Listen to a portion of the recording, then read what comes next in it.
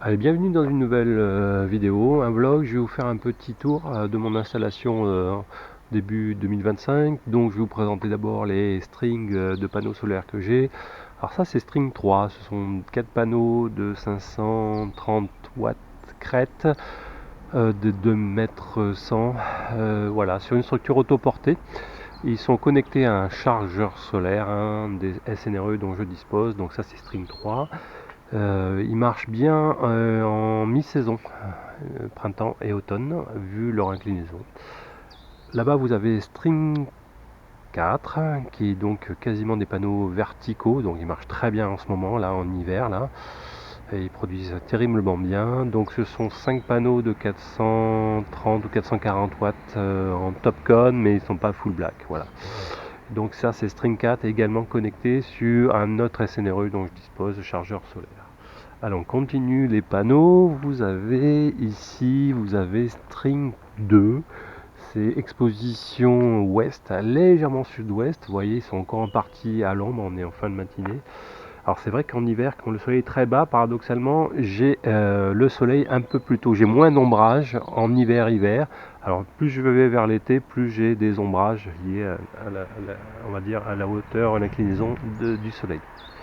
On continue l'installation, le tour des panneaux solaires. J'ai string 1 historique, ce sont 6 panneaux, exposition sud, légèrement sud-est. Voilà, c'est 6 panneaux de 300 watts crête, comme ceux-là, hein, des anciens half-cut PERC. Voilà, et ceux-là ont la particularité, je les ai un peu modifiés pour les transformer cela en PVT, en panneau solaire et thermique. Vous voyez peut-être au bout de mon doigt des PER qui viennent récupérer la chaleur sous les panneaux solaires. Donc vous voyez ici, bon, il faudra que j'améliore un peu le côté esthétique avec des caches, mais vous avez les fameux circuits d'eau qui remontent tout là-haut que je vous ai montré sur la batterie d'eau chaude, hein, l'échangeur OR. Et donc vous voyez les deux tuyaux descendre, ça passe et ça va à l'intérieur du puits à 20 mètres de profondeur, et en bas, complètement immergé, un échangeur. C'est une couronne de PER de 25 mètres. Donc il me permet de récupérer les calories fraîches, et je peux potentiellement les remonter directement, remonte tout là-haut, directement tout là-haut, et aller à la batterie, à l'échangeur. Donc ça c'est pour la position plutôt été, pour apporter des rafraîchissements. Mais vous voyez là et là, vous avez deux électrovannes 3 voies qui me permet de moduler un peu la circuiterie pour faire deux autres possibilités. Fond du puits, je peux tourner sous les panneaux et remonter tout là-haut. Bon, c'est pas très intéressant parce que je vais mettre du frais et puis du chaud, c'est un peu pas très intelligent. Et la troisième possibilité, c'est de faire descendre directement l'eau, passer sous les panneaux thermiques et remonter, donc en zappant complètement l'aspect puits. Donc ça, c'est plutôt la position hiver pour récupérer les calories des panneaux. Cinquième string qui est au-dessus du local, c'est 3 petits panneaux de 430 watts bifaciaux. Peut-être à terme, je vais les remplacer par des 600-700 watts. Voilà, parce que j'ai un peu de place de part et d'autre. Allez, on va rentrer dans le local technique. Alors je vais l'allumer. Donc ce local technique, extérieurement, il y a un bardage extérieur, il y a de l'isolation par l'extérieur. Il n'est pas très grand en fait à l'intérieur, il est déjà bien occupé, il y a des outils, des choses comme ça. Et vous allez voir la partie photovoltaïque. Donc on va commencer par les packs de batterie. J'ai 4 packs de à peu près 16 kg. Les nouvelles générations sont en bas, ce sont 2 packs de MB31 comme salle de polo, et les anciennes générations, donc le premier pack a plus de 3 ans et demi, voilà, qui est ici, et là ce pack là, alors ça c'est à peu près 15 kg, et là c'est 16 kg, elles ont de 2 ans et demi, c'est de ELV, voilà. Et chacun des packs a son BMS, ces anciennes générations de JK BMS, ils sont non communicants en CAN bus avec un onduleur, mais c'est pas très grave, vous allez comprendre pourquoi. En tout cas, il y a possibilité de les isoler, un sectionnaire unipolaire. Vous avez des portes-fusibles à 100 ampères, parce que comme le courant est divisé en 4, j'ai pas besoin d'énormes sections de fusibles ici. Ça fait 400 ampères au maximum, ce qui est largement dans les clous. Donc 4 packs, je peux travailler de façon indépendante en arrêtant grâce au sectionneur. Ce qu'il faut comprendre après, tous ces câbles de batterie arrivent sur un bus bar que j'appelle bus bar consommateur, donc le plus ici, le moins ici. Donc il collecte tous les plus et les moins des 4 batteries et va faire transiter au travers de ce sectionneur bipolaire. Donc il est là, le sectionneur DC général.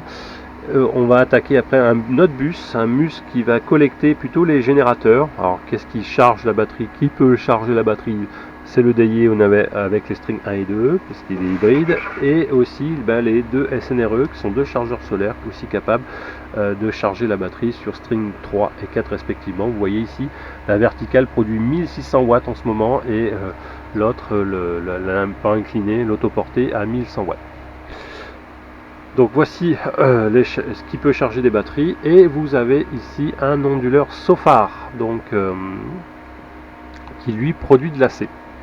Et c'est un onduleur réseau, donc l'idée c'est d'aller aider, surtout pour l'été, la production de l'AC pour soulager un peu en température le DAIE, parce que c'est un organe qui coûte cher. Donc je fais ce qu'on appelle de l'AC coupling, voilà. Et comme je suis en off-grid, vous allez pouvoir le vérifier, vous voyez la croix rouge ici qui c'est écrit, comme le port-salut, je suis off-grid. Et deuxième vérification, mon sectionneur arrivé Enedis est relevé, donc je suis coupé, vraiment coupé.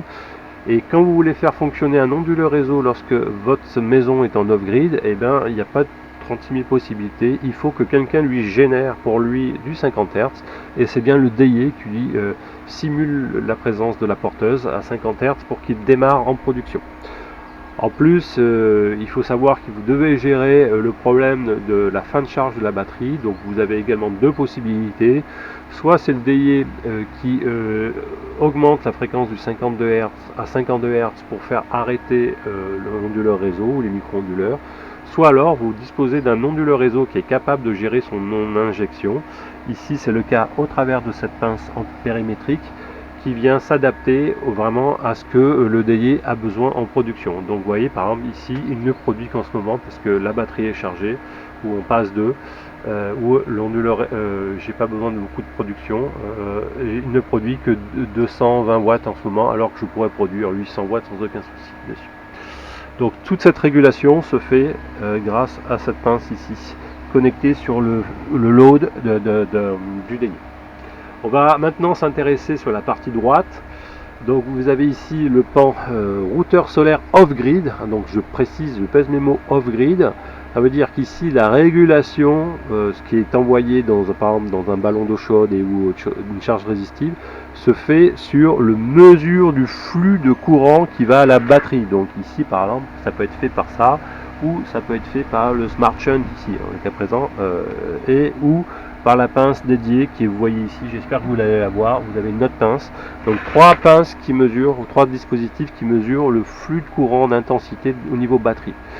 Donc sur cette boîte, c'est l'ancien routeur solaire off-grid des bidouilleurs, donc qui a été fait pendant le moment du Covid. Donc il marche encore très bien. Voilà, vous avez un inverseur de source, donc ça c'est pour des détails. Si je veux revenir complètement sur le contrôle Enedis du chauffe-eau, eh ben, je mettrai c'est pilotable à distance. Et vous avez maintenant, en tout cas j'ai basculé depuis quelques mois sur la partie routage solaire off-grid au travers de deux relais statiques LSA qui sont très bien, qui sont commandables en 0,10 volts notamment. Et donc en fait c'est le PV Brain 2 qui va faire le routage. Donc vous avez deux voies, ici le premier relais statique, donc qui s'occupe pour le ballon d'eau chaude. Donc voilà, donc le gros ballon de 300 litres et ou le petit ballon de 15 litres que vous avez vu dans le dernier vlog. Et ce deuxième LSA aussi permet de router de l'énergie sur la résistance électrique dans mon système de géothermie que je vous ai montré aussi dans mon vlog. Donc je peux basculer d'un à l'autre. En tout cas tout est commandable. Par qui? Par le PV Brain 2. Alors c'est quoi ce PV Brain 2? C'est cette fameuse carte ici. Donc c'est le cœur et l'intelligence de mon système photovoltaïque. Ça permet de communiquer avec énormément de différents ports, différentes bus de communication. Ça parle Modbus, ça parle RS232, ça parle CAN bus, etc. Et donc on peut faire communiquer plein d'appareils, et en plus de marques différentes. Vous avez un DAIE ici, un Sofar ici, deux SNRE, ça aurait pu être trois avec celui-ci, peu importe. En tout cas, vous avez les choses qui communiquent. Vous avez les JKBMS, les BMS qui eux même sont pas très intelligents, ils arrivent à exporter leurs informations. Vous avez les SmartShun, tout, vous voyez, plein du Victron, donc vous avez plein de marques différentes, chacun avec leur bus, leur protocole, etc. Et tous ces fils là que vous voyez là, ce sont des fils de communication. Voilà, donc vient nourrir le PV Brain, et en plus le PV Brain peut les contrôler, ces appareils, enfin pour la majorité d'entre eux, donc c'est assez intéressant. Et il ne fait pas que la communication, il permet de gérer aussi des relais. Alors là j'ai des contacts sects, des relais 12 volts pour contrôler notamment les ventilateurs d'extraction qui permettent d'optimiser un peu le rafraîchissement, le ventilateur là-haut d'extraction d'air chaud qui renvoie dehors les choses, voilà, donc ça, tout ça sont contrôlés par des relais 12 volts. Des relais 230 volts, notamment pour contrôler ce ventilateur qui vient brasser un peu l'air chaud, l'air frais, voilà, pour mélanger les températures, mais également aussi là, les bobines de ce gros inverseur de source qui est fait à base de deux gros contacteurs. Donc ça, c'est un inverseur de source qui me permet de basculer, si je veux, d'arrêter complètement mon installation aussi, Enedis et de solaire, et d'aller, pourquoi pas, piocher complètement sur Enedis. Je l'utilise jamais, je l'ai mis, mais bon, voilà, il est là en cas où. Et puis vous allez voir maintenant la partie coffret. Donc là aussi j'ai tiré tous les câbles, ça arrive derrière ça là, tout ce qui est partie AC, la partie les câbles des strings solaires, etc., les câbles solaires, et tout ça arrive en dessous et remonte au niveau des tableaux. On commence par un tableau AC, donc là c'est plutôt la partie locale avec les alimentations du routeur solaire, du PV Brain. Vous voyez un SOFAR ici. Alors pourquoi? Parce que l'onduleur réseau, contrairement à ce que font beaucoup de DNistes, n'est pas connecté sur le port GEN ou grid, il est connecté sur le port load, donc ce qui est équivalent strictement électriquement de le mettre sur un disjoncteur ici au niveau des tableaux. Donc voilà, il a son propre disjoncteur, et puis après vous avez les alimentations d'un des appareils de mesure, et ça c'est le contacteur qui permet de gérer le passage terre neutre ou de faire le contact entre, lorsque vous êtes en mode off-grid, c'est très important. Donc ça c'est un signal qui est reçu qui est envoyé par le DAE, et donc qui permet de piloter ce contact ici. Voilà, et puis au-dessus, c'est les arrivées Enedis qui, vous voyez, complètement déconnectés, et des tampos, deux disjoncteurs qui permettent de protéger les bobines de cet inverseur de source, et puis voilà, des parafoudres au cas où, si sa table locale technique, etc. Et puis des modules comme ça. J'ai aussi deux optocoupleurs, je ne sais pas si vous allez voir, avec des petites lumières, je ne sais pas si vous allez les voir, là aussi, vous voyez, des petites lumières. Ça me permet de savoir si, et d'envoyer le signal dans le PV Brain 2 si j'ai Enedis qui est coupé ou non, si c'est coupé dans le quartier ou non. Et évidemment, la production solaire aussi, ça me permet de renvoyer ces informations.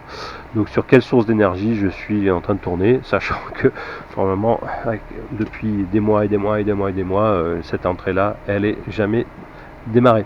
C'est au cas où, je prévois. Voilà. Donc vous voyez, cette installation, elle ressemble pour beaucoup un peu à celle qu'a faite Polo, à part que lui il est en triphasé, à part que lui il a des packs de batterie toutes MB31, donc de nouvelle génération, qui marchent encore mieux. C'est quasiment proche des 16-17 kW crête par pack, donc c'est très bon. À part que lui il a des JKBMS nouvelle génération qui sont communicants par CAN bus directement, donc il peut prendre le contrôle par exemple de son DAE. Voilà, plein de choses. Par contre il a le PV Brain 2, etc. Mais ça ressemble, donc c'est pour vous donner une idée un peu de la topologie de mon système. Voilà ce que ça prend comme place finalement. Donc on pourrait enlever ça. Alors pourquoi j'ai gardé ça? Parce que je voudrais faire à moyen terme des tests. Par exemple ici tester des onduleurs, donc je peux l'enlever celui-ci facilement et mettre un autre onduleur en test. Cette partie là je la garde pour tester, pourquoi pas, un chargeur solaire ou un onduleur réseau pour faire des tests. Voilà, donc je me garde un peu cette partie là comme bande test à gauche et à droite pour tester du nouveau matos. Voilà, mais sinon tout à peu près convergé. J'espère que cette vidéo Tour 2025 vous a intéressé. Pour les anciens, vous la connaissez déjà parce que vous avez regardé un peu mes précédents vlogs, mais pour les nouveaux, c'est toujours bon de voir où c'est que j'en suis. Elle a quasiment convergé, je vais plus rien faire, je veux dire, ça marche terriblement bien. Je suis suis complètement autonome. Alors c'est vrai, vous avez vu la météo aujourd'hui, bon ben c'est un facteur X très important, c'est d'habiter dans une région ensoleillée et j'ai la chance de l'être. Allez, je vous dis à très bientôt.